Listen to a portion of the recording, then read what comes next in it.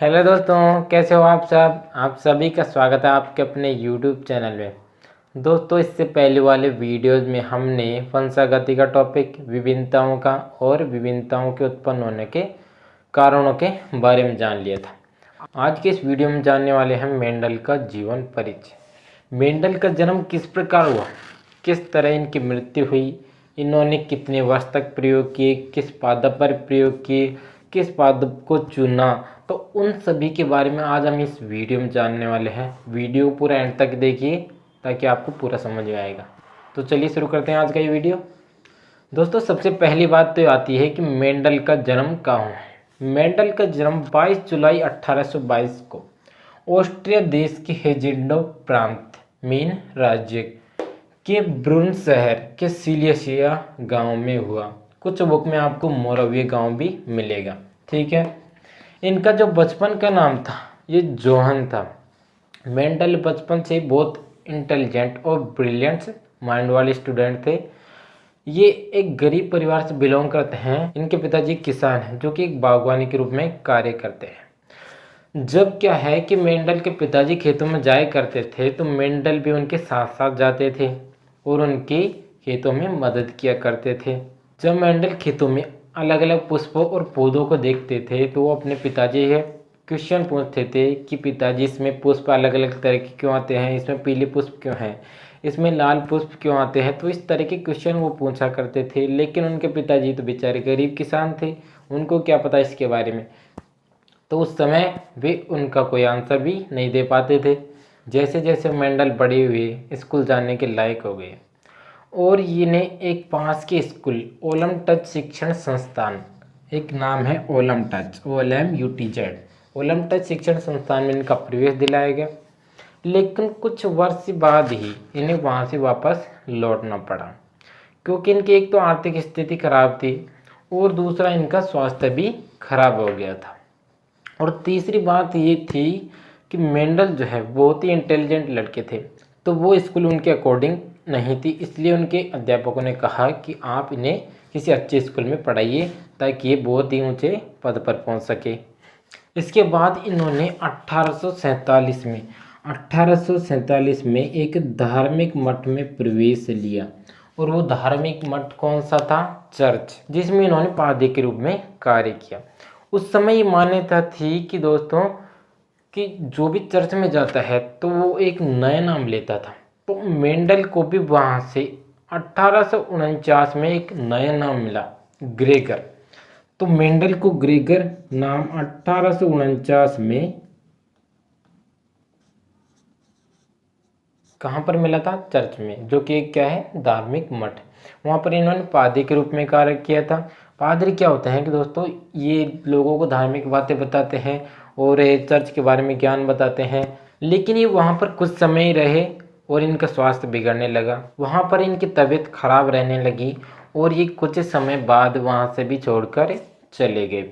और ये 1851 में इन्होंने क्या किया, एक वियना के विश्वविद्यालय में चले गए उच्च अध्ययन के लिए, जहाँ पर इन्होंने गणित का, भौतिक शास्त्र और प्राकृतिक विज्ञान से संबंधित विषयों पर अध्ययन किया। जैसे हम ग्रेजुएशन कहते हैं उसी तरह इन्होंने अध्ययन के लिए चले गए थे और वहाँ पर 3 वर्ष तक क्या किया? अध्ययन किया। और 3 वर्ष तक अध्ययन करने के बाद ये 1854 में 1854 में वापस अपने कहाँ पर लौटे? ब्रुन शहर में लौटे और वहाँ पर एक हाई स्कूल ज्वाइन कर लिया। हाई स्कूल में एक साइंस टीचर के रूप में काम करने लगे क्योंकि इतने इंटेलिजेंट थे कि अपना जो समय था, शेष समय रहता था पढ़ाने के बाद बच्चों को, उसका उपयोग एक्सपेरिमेंट्स करने में लगाने लगे। क्योंकि दोस्तों ये 1891 में गए थे वियना विश्वविद्यालय में। वहाँ पर इन्होंने भौतिक शास्त्र, प्रकृति विज्ञान से संबंधित विषयों पर गहन अध्ययन किया, जो उनके आनुवंशिकी प्रयोग करने में बहुत ही काम आ रहा है। तो अब देखिए क्या है, इन्होंने मटर के पौधे को देखा तो उसमें अलग अलग कैरेक्टर्स थे, तो उन्होंने उस पौधे को सेलेक्ट किया और उस पौधे में एक्सपेरिमेंट्स करना शुरू कर दिए। ये मटर के पैतृक पौधों में संकरण कराने लगे और संकरण कराने पर एक नेक्स्ट जनरेशन प्राप्त करने लग गए। और इन्हें धीरे धीरे संकरण करवाते करवाते इन्होंने अलग अलग तरह के पौधे प्राप्त होने लगे। जैसे ही अपने पिताजी से बचपन में क्वेश्चन करते थे तो उसी के आंसर इन्हें इतने साल बाद अपने द्वारा ही मिल रहे हैं और धीरे धीरे इन्हें आगे नई नई पीढ़ियाँ प्राप्त होने लगी और ये प्रयोग करने के लिए और उत्साहित हुई और प्रयोग करते गए। मेंडल ने जो प्रयोग किए थे वो 7 वर्ष तक 1856 से लेकर 1863 तक किए थे। ये जो क्वेश्चन है ये नीट 2017 के एग्जाम में आया हुआ है। और इन्होंने जो पादप चुना था वो मटर था, जिसका नाम क्या है साइंटिफिक नेम पाइसम सेटाइवम, जिसमें 14 जोड़ी गुणसूत्र पाए जाते हैं। क्योंकि मेंडल को प्रकृति विज्ञान, भौतिक और गणित विज्ञान का विज्ञान था, इसलिए ये जब प्रयोग करते थे तो अपने एक्सपेरिमेंट्स को भी लिख लेते थे। और एक्सपेरिमेंट किस में लिखते थे? गणितीय विषय में लिखते थे। ये प्रयोग करते जाते थे और अपने एक्सपेरिमेंट्स को लिखते जाते थे। तो एक संस्था थी, उस संस्था का नाम था द ईस्ट सोसाइटी ऑफ ब्रून। वहाँ पर संस्था में जाकर जब मीटिंग होती थी बड़े बड़े साइंटिस्टों की तो वो सभी प्रयोग दिए करते थे। तो सभी वैज्ञानिकों की तरह जाकर मेंडल ने भी उस मीटिंग को अटेंड किया और अपने सभी प्रयोगों को दे दिया। ये मीटिंग जो है ये हुई थी 1865 में। 1865 में ये मीटिंग हुई थी और इस मीटिंग में इन्होंने अपने प्रयोगों को थमा दिए। जो प्रयोग इन्होंने दिए थे उनके टॉपिक का क्या नाम था? Experiments of plant hybrid. ठीक है। और देने के बाद 1866 में ये प्रयोग प्रकाशित होते रहे। ये प्रयोग किसमें प्रकाशित हुए? अपना है सब, the annual proceedings of natural history society of Brunn. ये एक पत्रिका का नाम है। ये क्या है? न्यूज़पेपर की तरह होता है, न्यूज़पेपर की तरह पत्रिका है, उसका नाम है। तो ये प्रयोग उसमें प्रकाशित हुए और प्रयोग कितने वर्ष तक प्रकाशित हुए? 34 वर्षों तक। जबकि मेंडल की मृत्यु कब हुई थी? 1884 में इनकी किडनी में संक्रमण से, किडनी में एक बीमारी हो गई थी, इसकी वजह से इनकी मृत्यु हो गई थी। देखिए यहाँ पर मैं एक इम्पोर्टेंट बात बताने वाला हूँ कि जो मेंडल है उनकी मृत्यु तो हुई थी 1884 में, 1884 में इनकी मृत्यु हो गई थी। और जो प्रयोग है वो कब से प्रकाशित होना शुरू हुए थे? 1866 से। और कितने वर्षों तक प्रकाशित हुए थे? 34 वर्षों तक। जब इनको जोड़ते हैं तो ये आता है 1900 वर्ष। मेंडल की मृत्यु तो 1884 में हो गई और इनके प्रयोग कब तक प्रकाशित होते रहे? 1900 वर्ष तक। क्योंकि दोस्तों क्या है कि मेंडल जो सफलता मिली वो इनके मरने के बाद मिली और वो भी 3 वैज्ञानिकों की वजह से मिली।